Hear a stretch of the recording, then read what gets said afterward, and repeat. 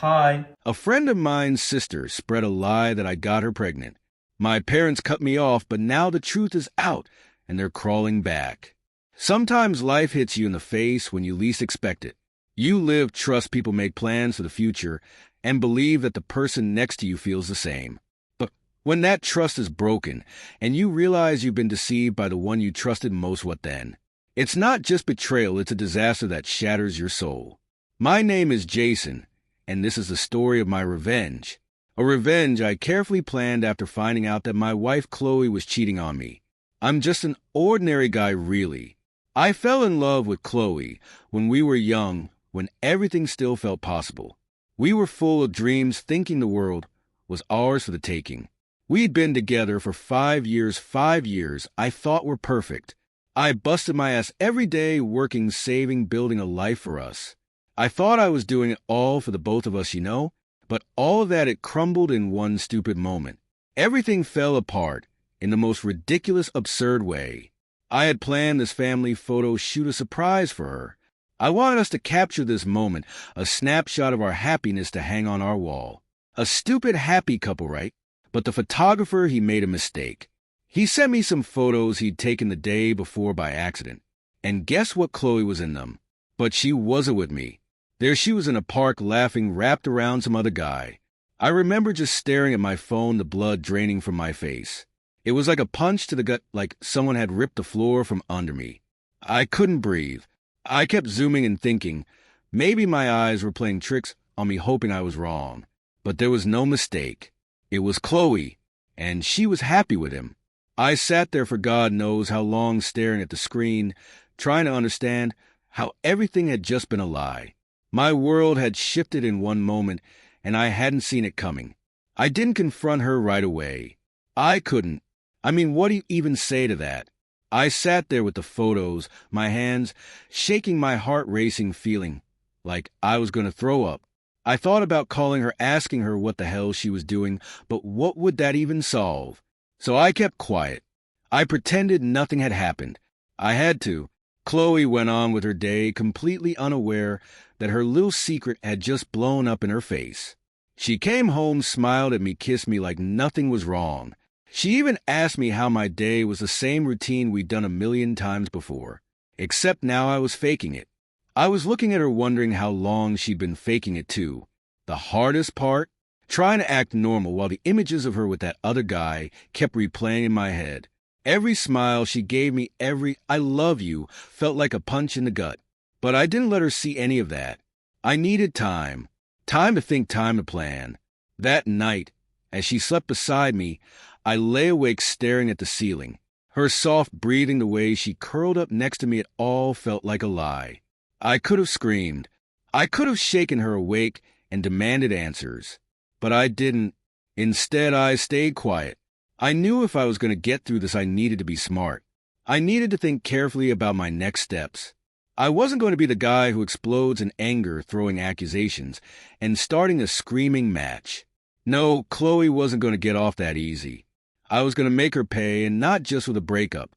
I wanted her to feel everything I was feeling. I wanted her to lose everything. For the next few days, I carried on like everything was normal. It was hard, though. Every time Chloe smiled at me, every time she laughed or talked about our future, it made me want to scream. But I swallowed that rage, buried it deep inside, and played my role perfectly. She had no idea. I watched her more closely, now noticing the little things I had never paid attention to before. Her late nights at work, the sudden trips to see friends, the way she seemed glued to her phone more than usual. I started to wonder how long this had been going on, how many lies she'd told me while looking me dead in the eye. I didn't let her see any cracks in my armor, though. Every morning I kissed her goodbye, went to work, and came home like I always had. But inside I was a storm waiting to tear everything apart. I knew I couldn't confront her yet. Not until I had everything ready. Not until I could take everything she cared about and burn it to the ground. And that's when the plan started forming. It wasn't enough to just leave her. No, Chloe had to feel what it was like to lose everything. I knew her well, better than she probably knew herself. The one thing that mattered most to her besides me was her tight-knit group of friends. Emma, Madison, Olivia, they were her lifeline. They'd been through everything together since childhood, practically sisters. Chloe relied on them for everything: her emotional support, her social life, her sense of self-worth. If I could tear that apart, she'd have nothing left. I didn't just want to ruin her marriage, I wanted to ruin her entire life. I started small. I didn't dive in head first and tip my hand.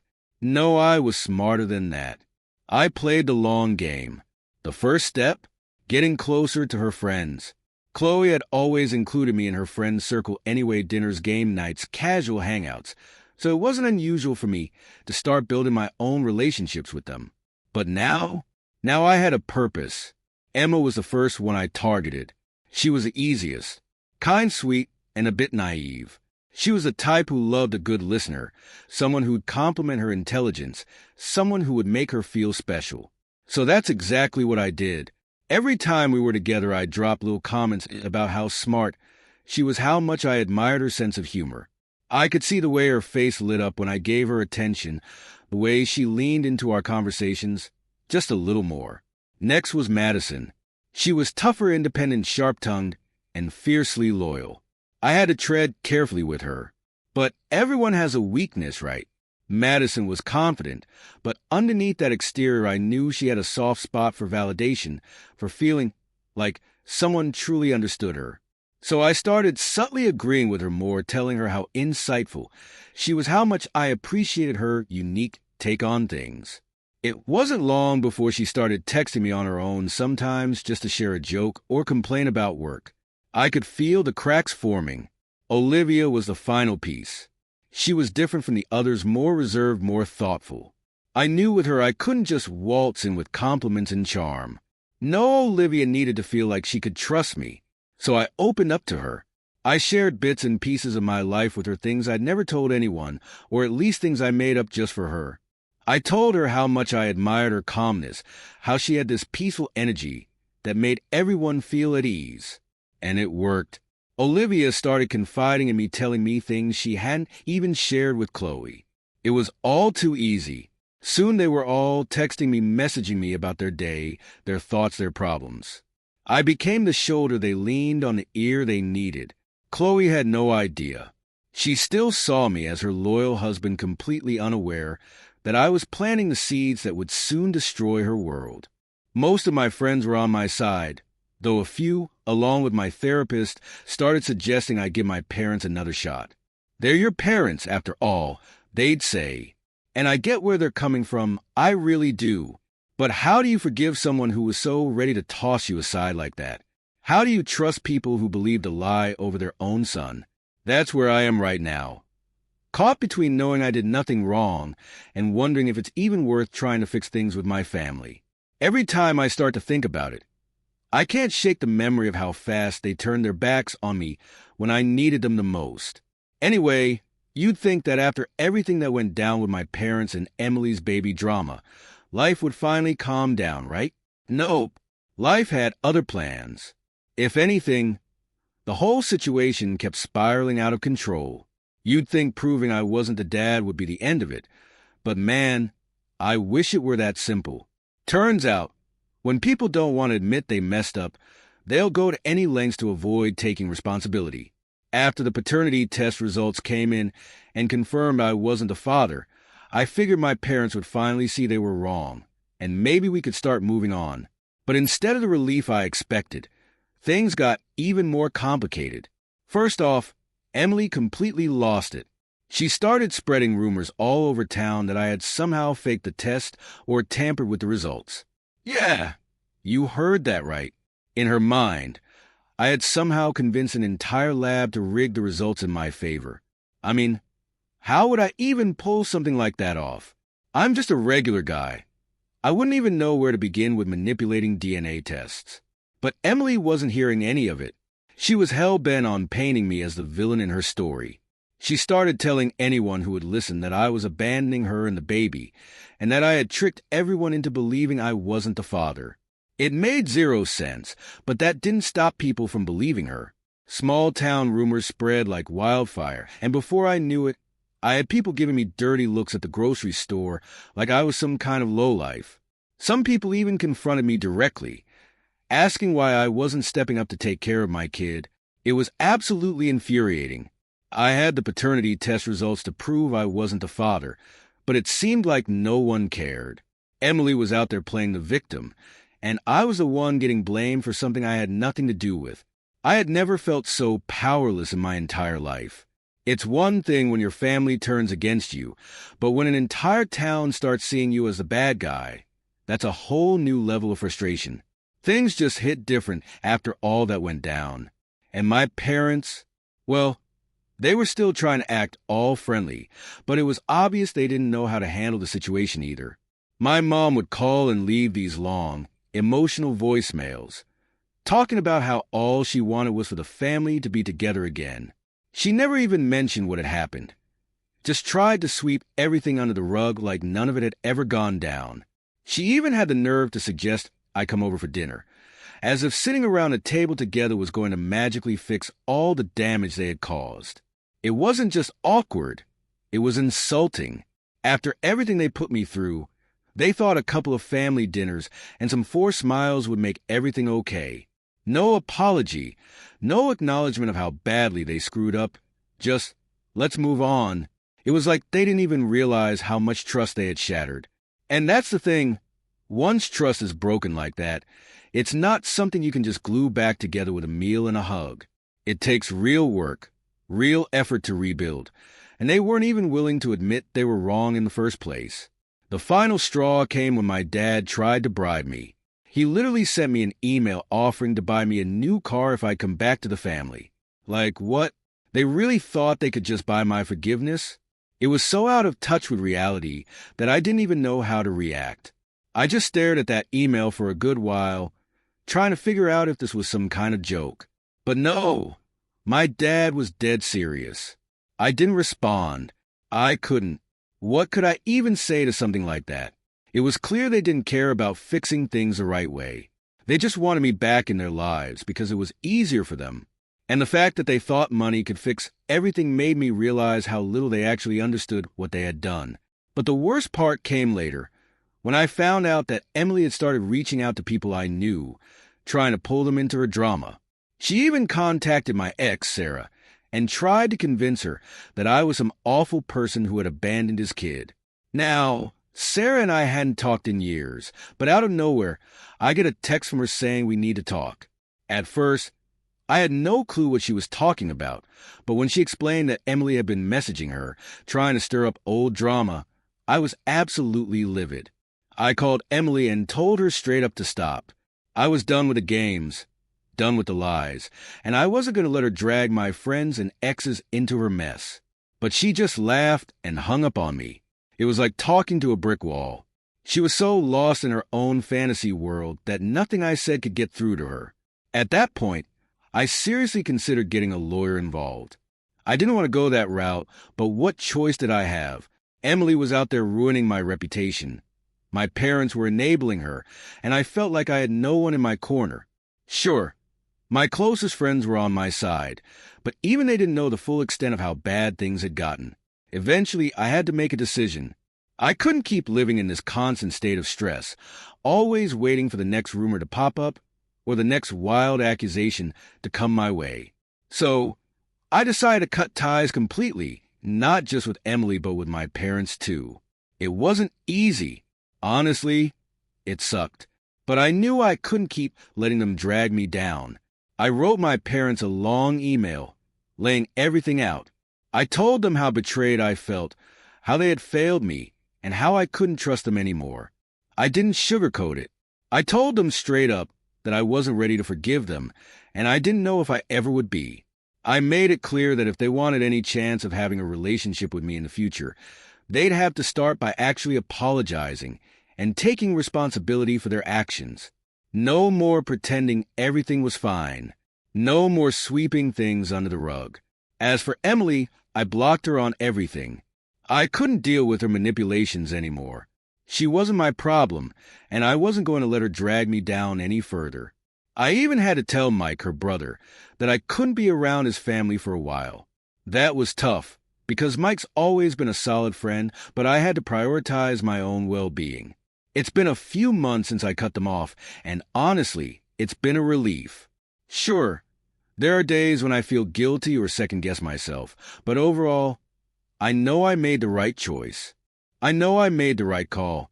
Sometimes, you've just got to walk away, even when it's the hardest thing to do. Yeah, it's messy and complicated, but at least now I'm not constantly looking over my shoulder, waiting for the next disaster to hit. For the first time in a long time, I can finally breathe again. But man, if you had told me a year ago that this is where I'd end up, I wouldn't have believed you. Life has a funny way of surprising you like that. Update 1. All right, so here's where things got even stranger. I figured cutting ties with Emily and my parents would be the end of the chaos. I thought, once I removed them from my life, things would finally calm down and I could move on. But of course, nothing's ever that simple, is it? Cutting them off turned out to be just the beginning of a whole new level of mess. A couple of weeks after I sent that email to my parents and blocked Emily, I get this random message from Mike, an old high school friend. We hadn't spoken in years, so I thought it was a bit weird, but he was just checking in, asking if I was doing okay. At first, I didn't think much of it, just figured it was a coincidence. But then he told me that my parents had reached out to him. Now, Mike and I weren't even that close back in the day, so for my parents to contact him, huge red flag. Apparently, my parents have been going around trying to get people to talk to me on their behalf. We're talking old friends, distant relatives, even people I barely knew. They were telling everyone that I was in a bad place and that they were concerned about me. It was like they were trying to paint me as the one who was unstable. And the worst part, they were making it seem like I was the one who needed to apologize for cutting them off. Mike was cool about it, though. He knew something was off and just wanted to give me a heads up. But it didn't stop there. Over the next few days, I started getting messages from all sorts of people. People I hadn't spoken to in years, people I barely knew. And they were all saying the same thing. Your parents are really worried about you, or maybe you should give them another chance. It was insane. Somehow, my parents had convinced all these people that I was the bad guy in this situation, that I had lost it and needed to make amends. I couldn't believe it. Here I was, just trying to move on with my life, and my parents were out there running a full-on PR campaign, trying to make me look like the villain. It felt like I was living in some sort of alternate reality where nothing made sense. But the final straw? My parents reached out to my boss. Yeah, you heard that right. They called my job. I don't even know how they got his number, but somehow they managed to track down my boss's contact info and called the office, telling him they were worried about me, claiming I wasn't in the right headspace. Can you imagine how humiliating that was? One day, my boss pulls me into his office, looking all serious, and asks if everything's okay at home. I was stunned. I didn't even know what to say at first. Like, what do you even say when your boss is asking if your parents think you've gone off the deep end? I explained the whole situation to him, and thankfully, he was super understanding. He even apologized for bringing it up. But the damage was done. My own parents were out there trying to sabotage my job now. After that, I had no choice. I went to a lawyer and started the process of getting a restraining order against them. I didn't want things to go that far, but what choice did I have? They were messing with my career, my friends, and my peace of mind. I had to protect myself, even if it meant legally cutting them off. The process was long and stressful, court dates, paperwork, and just a ton of anxiety. But at the same time, I felt this weird sense of relief. Finally, I was taking control of the situation. No more letting them invade every part of my life. No more letting them manipulate the narrative. Of course, when they found out about the restraining order, all hell broke loose. My mom sent me this long, guilt-trippy email about how she never imagined her own son would do something like this, and how family is supposed to stick together no matter what. She kept saying I was the one tearing the family apart, that I was the one causing all the pain. It was classic manipulation, but I didn't bite. I didn't even respond. I wish I could say that was the end of it, but things got worse before they got better. One day, I came home from work to find my car had been vandalized. Someone had keyed the word liar into the side of it. I didn't have any proof that it was my parents, but honestly, who else would it be? I hadn't told anyone about the restraining order except for a few close friends. My parents were the only ones with a motive to pull something like that. I filed a police report, but nothing ever came of it. Just another reminder that sometimes, even when you try to do things the right way, the people who are supposed to love you the most can turn into your worst enemies. After the whole car vandalism incident, I wasn't taking any more chances. I started parking my car at a friend's house just to be safe. I even installed security cameras around my apartment in case they tried something else.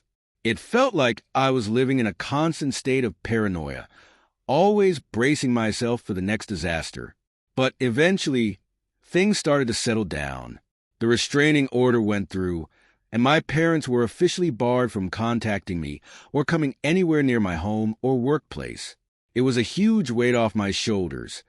For the first time in what felt like forever, I could finally breathe. It's been a few months now, and I'm still trying to pick up the pieces.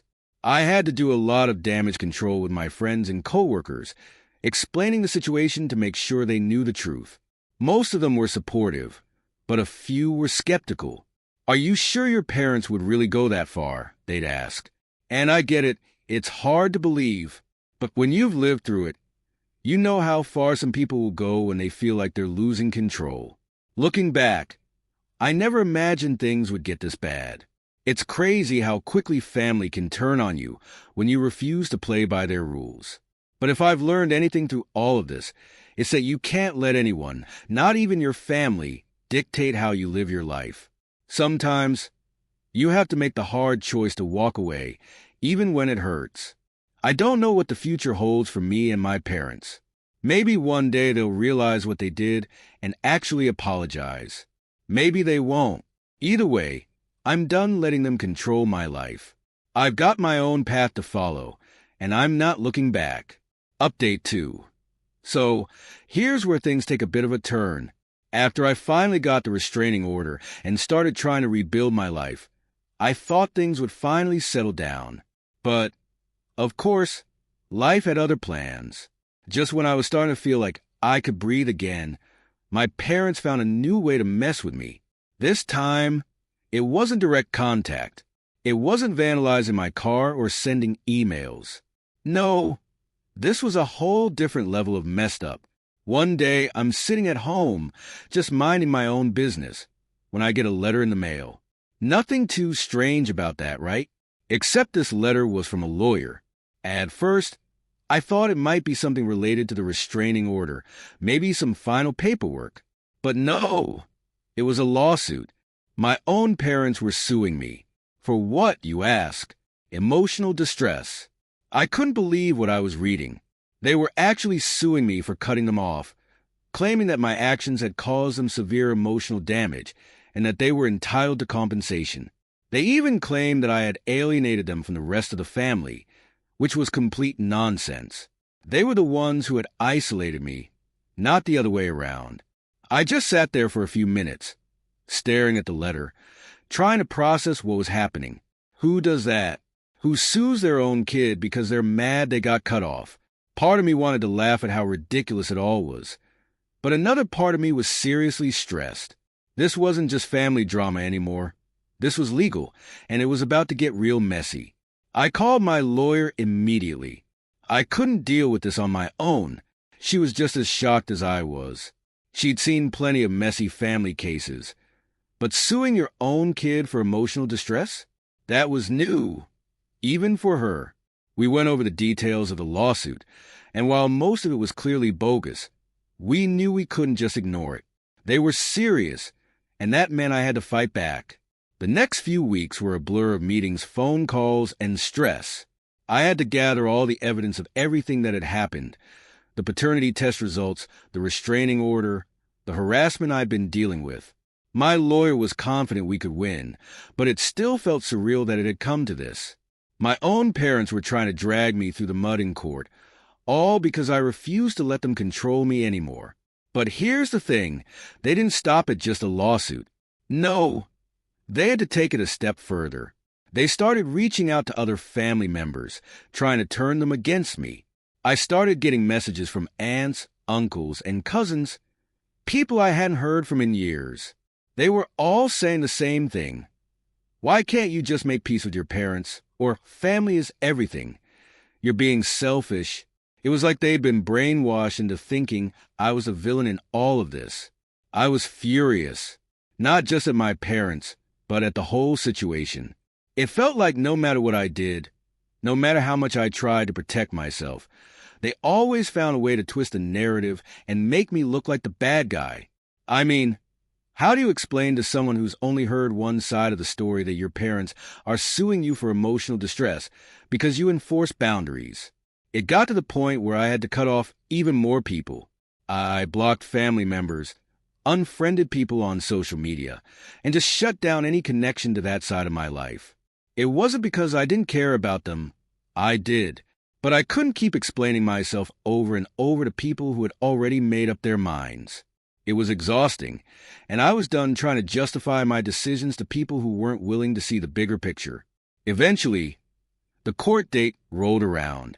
I showed up with my lawyer, ready for whatever nonsense they were going to throw at me. And let me tell you, it was a circus.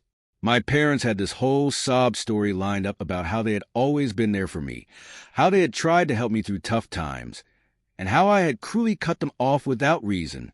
They painted themselves as the victims in all of this, which was honestly impressive, considering they were the ones who disowned me in the first place. But my lawyer wasn't having any of it. She tore their arguments apart, piece by piece, showing the judge all the evidence of their harassment, the restraining order, the paternity test, everything.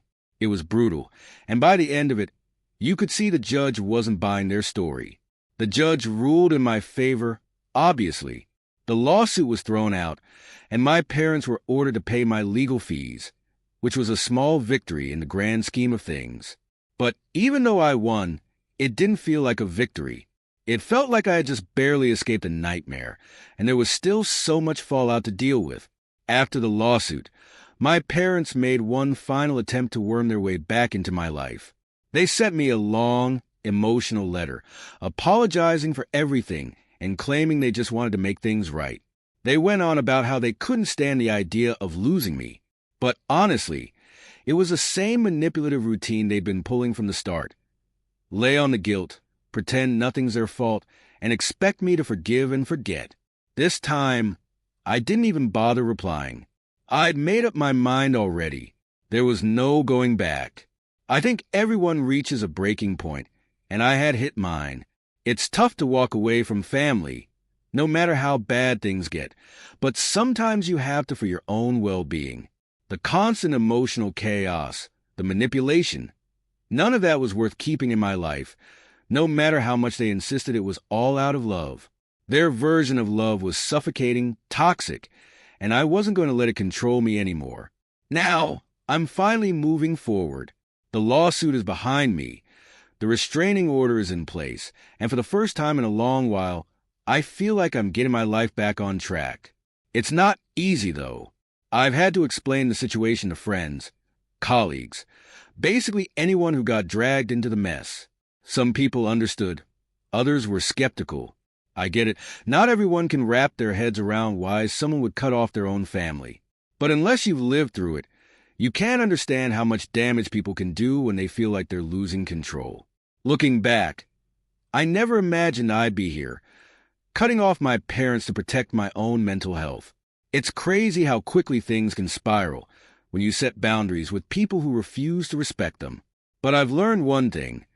Just because someone is family doesn't mean they're entitled to make your life miserable. Sometimes, choosing peace means cutting ties, even if it's painful. What's next for me? I don't know, and I don't have to know right now. I'm just focused on rebuilding, on finding my own way without their drama weighing me down. It's a long road, but I finally feel like I'm in control of my own life again. For the first time in a long time, I'm walking my path without looking back. So, thanks for watching our video.